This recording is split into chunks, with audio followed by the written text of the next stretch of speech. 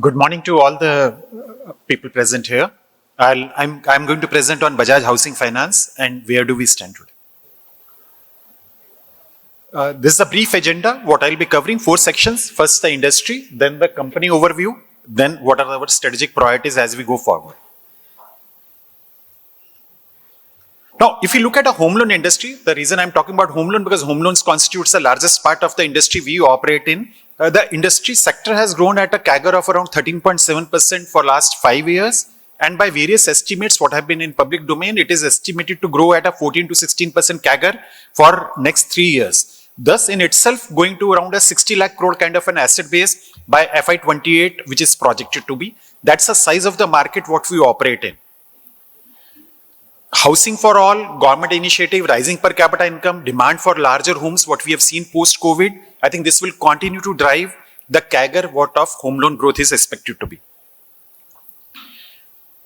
When we look at the market share of home loans, now various players between FY20 to 25 have remained largely stable. Public sector banks have market share is stable at around 39%, private sector around 34.3 to 34.8. What has dropped is a housing finance sector. This is adjusted for HDFC limited numbers. HDFC is taken as a private bank even in the earlier data, even after the merger, from 21.3% to 18.3%. More important, if you look at the growth rates, CAGR growth rates of various players in the industry from last 5 years and a 3 year, housing HFCs have grown at a CAGR of 8.8% in last 3 years and a 10.3% in the 5 year, versus public sector banks continue to grow at a CAGR of around 14%. Around 14% in last 5 years as well as in last 3 years. Private sector banks CAGR growth has come down from a 13.5% to 11.5% from a 5-year CAGR to a 3-year CAGR, demonstrating that the both HFCs as well as private sector banks growth has taken a bit of a hit in last 2 years from a, when we look at a comparatively. Compared to that, Bajaj Housing's home loan portfolio growth, our CAGR otherwise at a company level is higher, has been 23.8% for 5 years. Decelerated somewhat to 22.8% CAGR if we take last 3 years as a number. As a part of percentage of AUM of industry, because we are a young company, we are a 7-year-old company, AUM takes time to build. We were 1% of industry AUM of home loans in 20. We are inching up close to 1.6%, what is there as FY25. Despite HFC's overall losing space from 21.3% to 18.3% during this period of 5 years. This is the now private sector and public sector banks which dominate home loans is close to 75% share, while HFCs, which I called out, has dropped from 21.3% to 18.3% and also dropped the growth rates in last 3 years. Now coming to a company which is Bajaj Housing, we have been operational since 8 years now. January 18 is when we started. If you look at our growth in terms of an AUM from FY18, which was 3,500 crore, since inception, we would have grown at a CAGR of 69%, but that's a bit of a misnomer because the size was very small. But look at FY22 to 25, AUM CAGR growth is 29%. PAT CAGR growth for last FY22 25 has been 45%, while from inception it can be called at 116%. And PAT grew to 1,226 crore for H1 26. Various milestones in the journey in last 8 years, with the biggest milestone last year when we got listed and crossed 100,000 crore AUM milestone. Operating efficiencies, because mortgage is an operating efficiency business, from a 74.6% OPEX to NTA ratios, consistent journey downward to a 20.3% in H1 FY26. ROAs in a steady state and growing healthy at 2.2 to 2.3 to 2.4% range in last 3-4 years after we become a bit of a matured company. We have lowest GNPAs amongst large players in the industry consistently ever since our inception, with our latest GNPAs being at a 0.26% in H1 FY26. The leverage ratios had been comfortable for ever since the inception. We had been raising money as and when we had been crossing roughly around 6.5 times of a leverage. The highest leverage we had gone was in FY22 at 7.2. As of today on September 26, we were at 5.5 leverage, giving us an ample capital to keep on growing further. Now, the company has 5 basic constructs on which company follows the construct to try and grow and become a dominant player in the mortgage company. The first strategic pillar in the construct of the company is scalable balance sheet, because we are not a niche player, or we look at a mortgage as a whole or industry as a whole. And since our ambition is to become a large mortgage player, scale is the first strategic pillar. Prime home loans and lease rental discounting are the 2 products in mortgages which are anchor products for the company, because they are the scale players. If you have to be a mortgage scale player, that's where the AUM CAGR of a 29% for in FY25 at a 1,14,000 crore compared to other HFCs of 8%, 1% and a 13% CAGR growth what has been delivered in the same period. The second pillar, what we call, or a strategic construct pillar, what we call for the company is a low risk model. Because we believe that scale and risk do not go hand in hand in mortgages. Accordingly, BHFL always balances its product mix to maintain low GNPA. Prime housing and LRD, which is an important construct for scale, also plays equal role in terms of driving the GNPAs down and delivering a low risk model for the company. Robust underwriting practices, which is followed by the company, also complemented by rigorous portfolio monitoring by risk, helps maintaining low GNPA for the company. In the medium term, what we look at is a GNPA of 40 to 60 bips as the portfolio matures more and the non-prime housing starts playing a larger role in the portfolio. Annualized credit cost of a 20-25 bips from a 16 to 18 bips what we deliver as of today. The third pillar, the strategic pillar for the company is to deliver reasonable return. We are not a high return ROE company, because as a mortgage at a scale player, we are constructed to deliver a reasonable return or a medium return, what we call between a 13 to 15% return on equity is what we as management are guided or chasing the number. ROA is of a 2 to 2% with a leverage of ratios of close to 7.5. Now, from their point of view, from this reason, because if you have to be a scale and a low risk player, technically we can focus only on the prime housing and lease rental discounting. But since the third strategic pillar is of delivering reasonable return, that's where we follow an optimized mix of scale builders and return enhancers. So construction finance, LAP and non-prime home loans act as a balancer for us to deliver an overall reasonable return for the company. Now, portfolio constitutes 12% construction finance, which is on H1 FY26, and 10% LAP. And in the prime home loans is 17% mix is there of a non-prime home loan, while 83% remains the prime home loan for us to deliver a balanced mix of a scale, low risk and the reasonable return. The fourth important pillar in the construct of the company is that we are a full mortgage product suite company, not a one single product dominated company. All segments and all sub-segments of mortgages a company intends to operate in or operates if you have to deliver the first 3 pillars of the construct what we called out.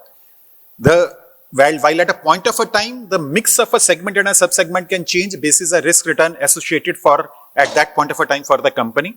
The company initially started with only prime salaried home loans, but later we expanded our presence to all segments of the mortgages, including non-prime home loan and recently in affordable housing as well. The last pillar in the strategic construct for the company is diversified borrowing mix. It's a long-term asset business which requires long-term liabilities to avoid ALM mismatch. For BHFL, the focus on maintaining balanced mix of a longer-term borrowings to support long-term lending.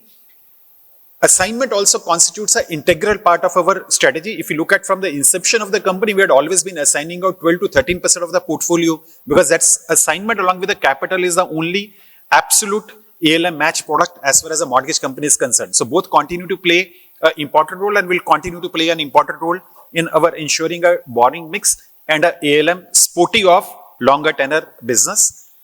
And over a period of time in the medium term, our focus will remain to continue to expand long-term borrowings mix for the company and also keep on diversifying borrowing sources as we go forward from here.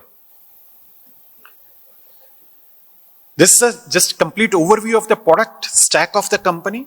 We can break the product stack in the company into 2 parts. One is the retail and the commercial. On the retail, first is a home loan, which is a 55.8% of the company AUM as of 30th of September. Now, this is not the regulatory home loans, because in regulatory home loans, what are the, as a HFC guidelines, it's called individual home loans, which is excluding any top-up portions. And there the company was close to 51% as of 30th of December. But the balance mix, which including top-ups and the VAS products, is of 56% of the AUM was home loans of the company as of 30th September. Loan against property close to 10.3%. These are the two retail stacks. On the commercial side, lease rental discounting close to 21.8% and construction finance close to 12%. Now that's complete our product stack. These are the numbers, how they stack up as of 30th September. Home loan AUM of close to 70,000 crore, LAP AUM of close to 13,000 crore. Home loan, we are operating in 176 locations, largely urban and few rural locations. Customer mix is 84% is salaried and 13% is self-employed and 3% is professional. For loan against property, it is 78 is which is self-employed and 16 which is salaried, and professional constitutes 6%.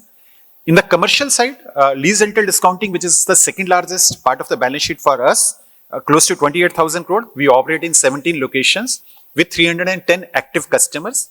Construction finance, close to 15,000 crore balance sheet, 16 locations, and developer relationships active are 568 and active projects are close to 850 with a 568 relationships.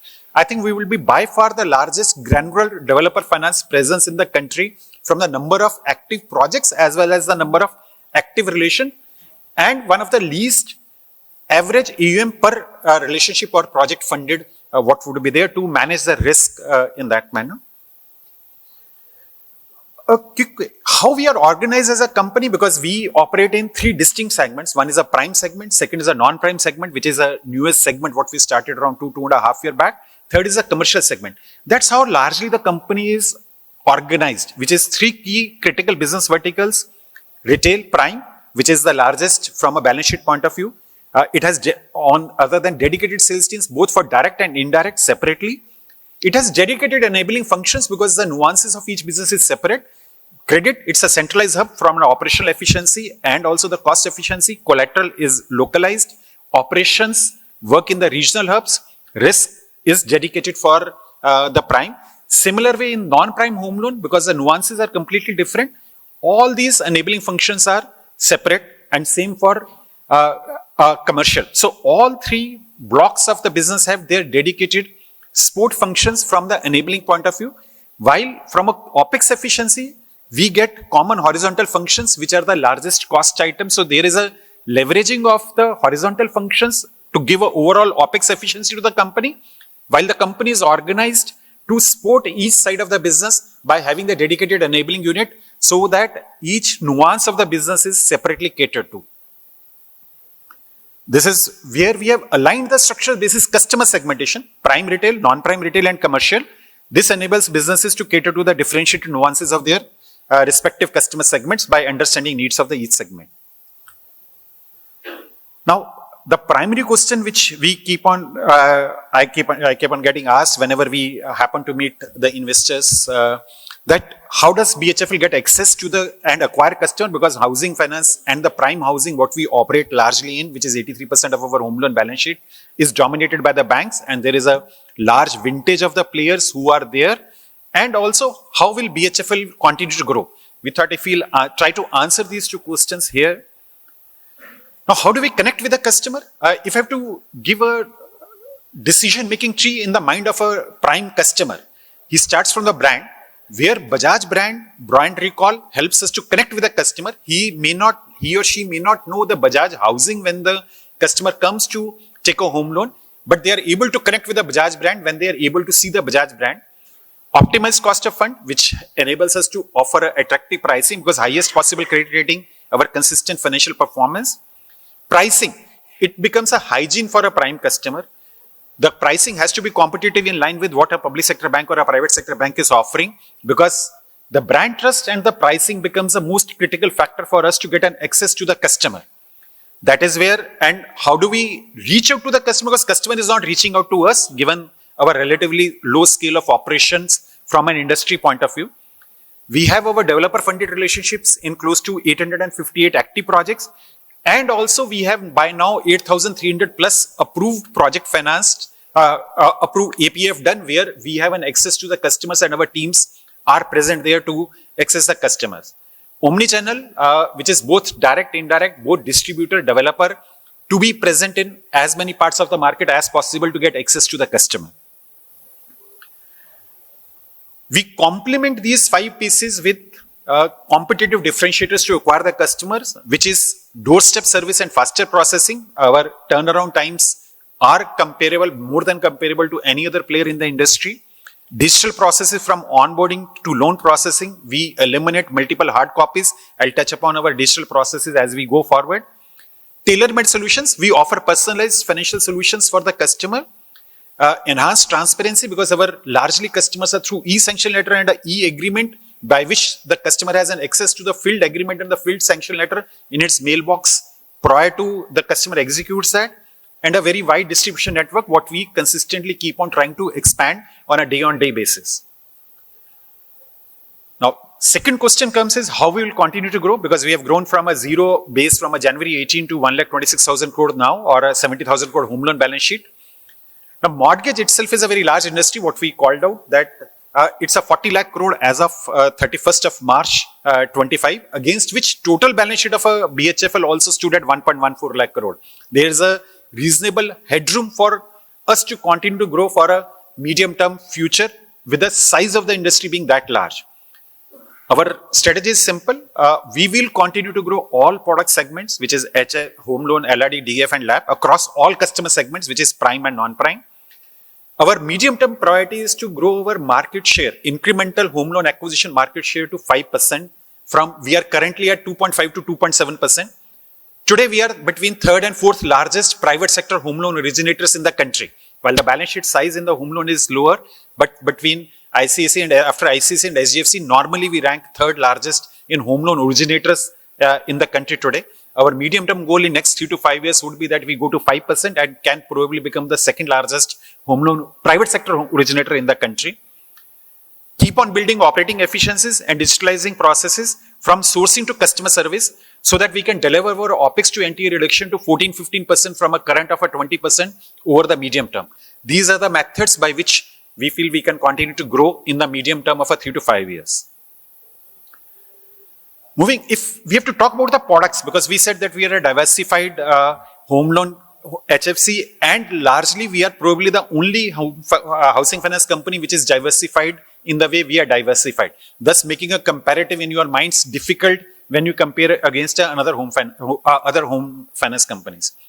So if I have to list our growth priority as far as AUM is concerned, prime home loans become our first priority, followed by lease rental discounting from our first 2 strategic pillars. Then come non-prime home loans, then come LAPs and developer financing, because developer finance we don't take as a AUM growth opportunity, but as a funnel opportunity for home loan as well as for profitability.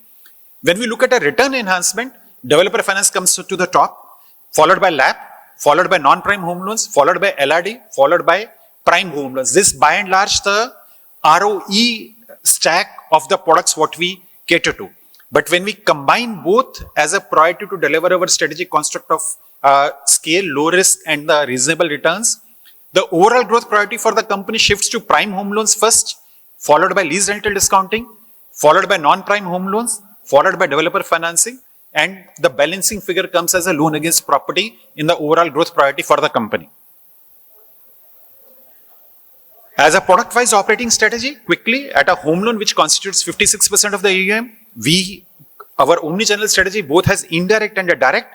46% of our acquisition comes through our direct sources, which includes a developer site where our people are present, and 54% comes through aggregators or DSAs, channel partners and the connectors. And acquisition mix between a prime and a non-prime, we are roughly in Q2 FY26, 86% acquisition through the door was of prime, 14% was non-prime. In the medium term, we expect this balance to shift to 80-20 from a return balancer point of view. 80% will continue to be prime and 20% will come as a non-prime acquisition. There is a distinct expansion strategies for both segments, which if we call it a prime and a non-prime. Prime is a scale driver and a lower risk. Non-prime is an expansion of a customer segment for us and also the yield enhancer. The strategy is simple for the prime customer is deepen presence where we are present and increase wallet share at the counters where we are present. For a non-prime, we want to widen our reach and operating segment as well as a geo for us to go at more segments. Distribution expansion is in the both side. In the first is developing network of intermediaries and developer counter in the prime side. While in the non-prime, which is expanding presence beyond top 6 markets and integrated mortgage strategy, adding also a layer of a non-prime LAP as we move forward. Leveraging of relationship works in the prime side where the developer finance relationship and our developer non-funded project APFs help us to grow the market share. Here the non-segment prime expansion which works in expanding coverage across all segments near prime and affordable. Conversion increase from a digital assets in the prime side including our own digital assets and through the EREF partner. While in the non-prime side we started investing around 2 years back. Near prime, I think we'll continue to invest 1 year more because our results have been fine from where we started. Affordable probably will continue to invest next 2 years more because affordable there is much more work to be done as we have gaining scale there. On a lease rental discounting, we have a pristine asset quality since inception. That means there has not been any GNPAs or any delinquencies of the customer since inception. It has 3 roles in our overall strategic construct of the 5 pillars what I talked about. It's a scale builder, it's a lower risk portfolio and it delivers a reasonable return. In the return hierarchy, it is better than the prime home loans while it is much lower than the LAP or non-prime home loans as we look at that. Now there is a 3 crucial pillars of the credit assessment how we do in the lease rental discounting. First is a lessor. What is the financial robustness of the lessor SPV and the parent company if it is there. Business model, what is an ability to lease. What is the leverage level of the borrower and also what are the surplus rental income at the group level over the leverage liabilities what the lessor have. In terms of a lessee, what is the financial track record of the lessee, what is the residual tenor and what are the rental payment trends and the collateral which is assessment of a releasability of the market, releasability of the collateral if there is to be a vacancy. Now these 3 coupled with dual security, what we say in the lease rental discounting because there is no execution risk versus a construction finance and there is a cash flow backed repayment from the rental. Now that results into the better asset quality as well as risk. If you look at the portfolio mix at our level, 64% of the lease rental discounting mix is coming from the top rated players which is what we say either a sovereign wealth funds or a large REITs or large multinational funds, large rated corporates or large commercial developers, all of them are rated A or above. And 36% comes as a mix of the portfolio from local developers or the local HNI customers who have developed properties for leasing out. That ensures the asset quality as far as lease rental discounting is concerned. Moving to construction finance, which is a developer finance. Now it plays again 3 roles. What is a key enabler for funnel expansion in home loan because the prime home loan largest origination comes through the developer finance counters. Return enhancer for the company. It is a in return category, this is the largest brick for us and also it gives us a full mortgage product suite coverage. Now key differentiator, what we have, we approach the customers through a micro market basis and it is a D2C, it's a relationship manager led team. Again 3 key pillars of assessment. First is developer assessment. Developer must have a demonstrated ability to build and sell. Minimum 7 lakh SFT the developer must have built and sell in that micro market for last 5 years. Robust financial track record. And a venture developer with on-time project completion. This is a project assessment. Is the project suitable for the micro market where the project is coming up? The performance of the peer project in that micro market and exposure is backed with both cash flows as well as the underlying collateral of the project. Disbursals are linked to 4 things which is stage of construction, sales, collection and funding as a project cost which is net of land cost and the interest. These 3 pillars has helped us to maintain the asset quality in the construction finance over the period. There are also few overarching guardrails what we have for minimizing risk. Interest starts from day 1 during principal moratorium period as well. There's an escrow mechanism for each of the cash flow. Sweep structure ensures the principal rundown during the moratorium period as well because from the day 1 there is a sweep as the project starts getting the cash flows. Monthly portfolio monitoring. And also periodic project visit by our own team to ensure the project is progressing well and a milestone tracking at time of each tranche dispersal. These are the overarching guardrails what helps us to maintain the portfolio quality. Last product in our overall growth priority comes as a LAP. This has a return enhancer for the company. This plays 2 roles as far as the overall company is concerned, return enhancer and also enables us to cover the full mortgage product suite. Differentiators, here we have a assessed income-backed lending along with the assessment of a collateral value, and we have a diverse customer base with a comfortable LTV levels.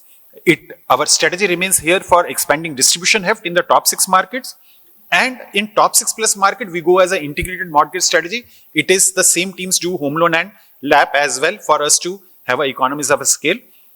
In near future, we are going to expand LAP to near prime and affordable customer segments as well, which we do on a minor scale today. On the digital capabilities, what I talked about from important from a OPEX to net NTI perspective, and also the customer experience. It's a process heavy business. Mortgage is a process heavy business. It requires multiple wet signatures, paperwork, multiple visits. Now, how we deliver a digital initiatives to enable these processes is not just explained the customer entry into the digital BHF ecosystem is through the digital onboarding journey. Close to 93% of our retail customers are now coming through the digital journey. Sales mobility app, partner portal, auto camps, which is first is simplified onboarding experience, faster approval. This is a digital AA integration and AutoCam enables that. Then comes a middle layer where digital and paperless process helps a customer to be able to service faster, which is e-agreement, e-form, e-mandate and e-sanction. Then comes service, which is through the customer app and the customer portal, anytime, anywhere self-service, which is service requests and part payments. And then the debt management, again, which comes through the debt management app and the multiple payment options. Just a manifestation of how it is taken up by the customers. Like I said, 93% of our retail customers come through our digital onboarding platform. Only 7% come through the paper-based. 94% of our customers execute Aadhaar-based e-agreement. Only 6% have a wet signature. That is largely some co-applicant if does not have their mobile number linked to the Aadhaar, which it has to come through the paper signature. Our statement of account, RPS, interest certificates through app. Close to 42,000 of our customers download every month these through our app. Loan agreements, because that is also enabled to be downloaded through app and a portal. Roughly 2,400 customers every month download their loan documentations also through our digital platforms. 6 languages, we execute all agreements in dual language or bilingual with 6 large languages along with the English. 78% of our total request of service comes through our online self-service and a customer app. Only 22% of the services requests are handled through our email or the IVR channels. 1,000 customer requests per month per day are generated through AI and ML, which are auto-responded. Unique customers who log in our portal or service app or the customer service portal is 75,000 customers every month. Largely, customers are able to do their DIY journey on our all service platforms. That's a success of, that is what we construe as a success of our digital initiatives. Moving to what is half year gone by, we have talked on the numbers. Half year results have already been there. 24% AUM growth against OPEX to NTI for 20.3%. This is also what we had put out in the public domain for our estimate for the current year growth, which is at a 21 to 23% AUM growth and OPEX to NTI for 20-21% with GNPs of a 35-40 bips. That's assessment for the FY26 as well as what half year has gone by. That was part of our Q2 earnings call as well. Now, moving to my last panel, which is if I have to summarize the priorities for the company as we go forward, we have talked about in the earlier slides, balanced product mix. We have a product mix which is today 56% home loan, 22% lease rental discounting, 12% construction finance, 10% LAP. Over the year, we will not see more than 2-3% of a mix change in the product because that's a product mix which delivers us the outcome what we are aiming to deliver of 3 first construct. Home loan penetration, we have talked about that we will want to be 5% of incremental home loan origination in the country in the medium term. Treasury mix will obviously keep on always balancing floating and fixed rate and along with optimized cost of borrowing. Digitalization is a journey. I think we'll continue to be on that path to keep on enabling our customers to do more with us and also enable our front-end teams to be able to effectively and efficiently address the customer needs. That is what I'll sum up with. We shall strive to continue building heft in the mortgage market through our execution and tech capabilities, and we'll continue to aim for garnering incremental market share and continue to deliver our medium-term guidance. That's from me. I've saved you 1 minute. Thank you. Uh, Thank you very much. We are just going to take one question, and this is actually on affordable housing. Some of the listed affordable housing companies have shown some kind of a slowdown or weakness in the last couple of quarters for various reasons.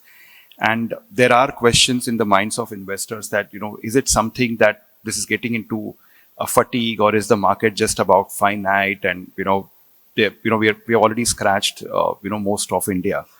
So I know you are kind of have big plans in affordable housing. So just your view in terms of how you are approaching it. Do you think we have hit the ceiling, or where we are, and which segment and how we are approaching it? I think that's the only question we are taking today. Thank you. Thanks, Sachin. See, affordable market had not been growing at a great pace even in the past as well. That is because it's a niche market, and from a value point of view, it is never going to be a large play for us. When we called out that even when we go ahead as well, it will non-prime, and that I did not call affordable only, which is near prime and affordable, will play close to 20% of our home loan mix, which itself is 55%. That means we are looking at around 10% of the overall balance sheet to be non-prime and affordable. Within non-prime and affordable again comes to around 25-30%. Near prime comes to a 60-70% mix.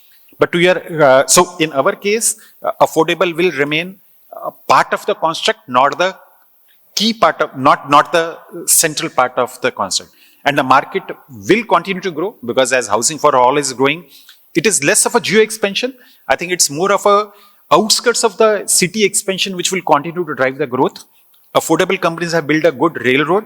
The market plus minuses is there. But on the longer term, given the need of the mortgage in the country, I'm personally bullish. From our point of view, this will become an integral part of the overall product construct, but not a dominant part of the construct. Thank you.